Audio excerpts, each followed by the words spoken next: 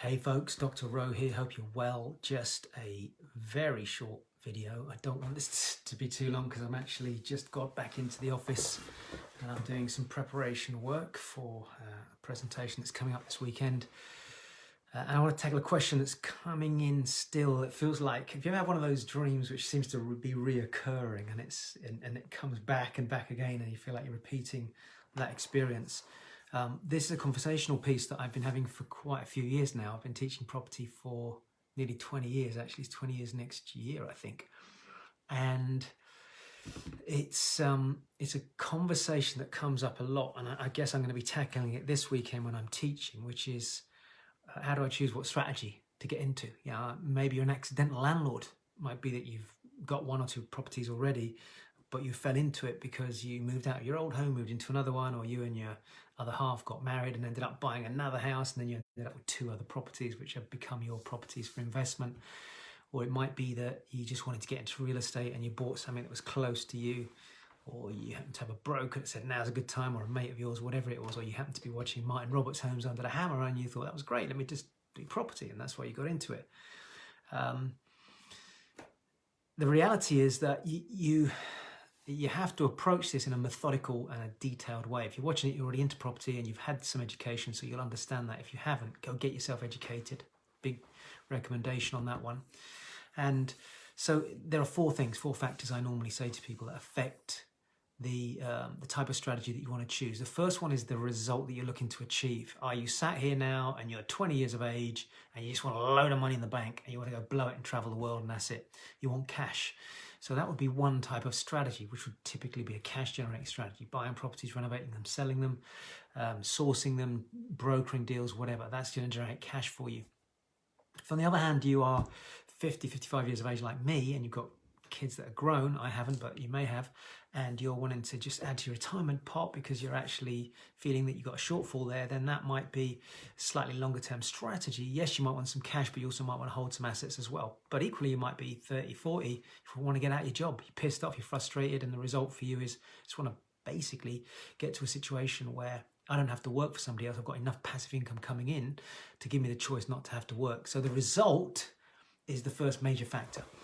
That will determine the type of strategies that you actually adopt when you move forward. So there's nothing random about this. That's the first thing. Second thing is the amount of capital that you have to invest. If you're 55, 60 and you're wanting to drive some properties home, you want to get 2, 3, 4, 5K a month passive income coming in, you might be sitting on a whole bunch of cash because you've spent most of your life working, you put it in a bank, got it in equity, sitting in your home, 500,000, 500,000, whatever, 200,000. You want to release the equity out, get it working for you straight away. So you've got capital to play with. But you might equally be a 20-year-old that's got no capital and yet you want 50, 100 grand in the bank.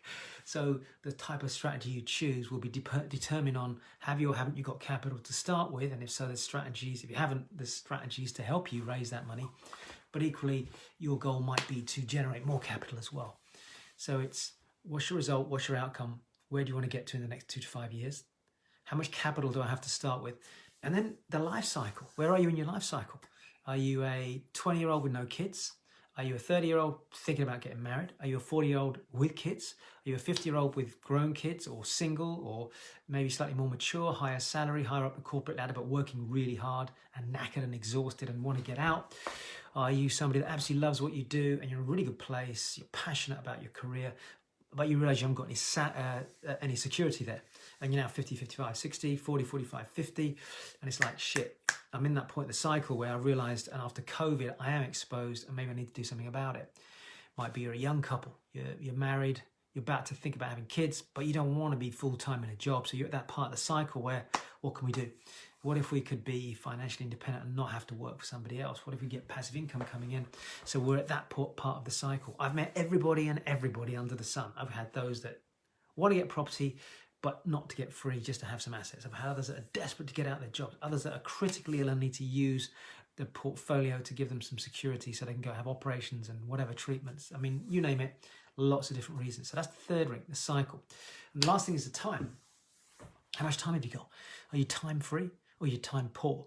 Are you somebody with loads of cash and very little time, or somebody with loads of time but very little cash? And time is a massive one. I mean, at the end of the day, it's the one thing you can't win back. So for a lot of people, it's they're prepared to put the work in. I was prepared to drive the miles. I was prepared to put the time into the education. If you're watching this and you happen to be coming to my event this weekend, you're going to have to invest the whole weekend in your time to do that. But equally, to go and look at properties, you have to get the car, you have to drive, get on the phone, speak to the mortgage brokers, speak to the letting agents, speak to the estate agents, speak to the solicitors, speak to the builders. You're going to have to give up time. Often it's TV time, weekend time, initially to build a business to ultimately put you in a position where you don't have to work, or you have the choice whether or not to work or not. So don't underestimate that. Now, for a lot of people, when we talk about time, they don't put as much emphasis on that as they do money. I personally think if you can win back the time, then that gives you huge amounts of opportunity to create more money. And that's a very important conversation to have. So the 4 considerations when you're deciding on what type of property strategy to do. Number 1, what are the results you're looking to achieve? Really important. Just think about that for a minute. Take a pen and write it down. What do you want to achieve in the next 6, 12, 18, 24 months? Based on your current age at the moment. How much capital, how much money do you have to play with? Where are you in the life cycle? Are you tired, fed up, or are you right at the start of your journey and excited about your career? So, yeah, you know, I'm probably going to stay in the career for another 10 years, but I want some security. Or at the end of the cycle where I've had enough, done the career. COVID's really made me realize that I want out. And then finally, how much time do I have to put into this? And we're not talking about putting in years. We're putting in probably 2 years of consistent effort with some support and some guidance. 3 years maybe, depending on how much time you've got available. And you're putting in evenings, you're putting in some weekends, and you're putting in offers and all those things as well. So have a think about that and then start to drill down. I have done some videos on the different types of strategies, and if you haven't gone and had a look at those, go and have a look at my Facebook page here, go to Instagram, and you'll see some teaching style videos as well that might help you. Okay, I'm going to sign out.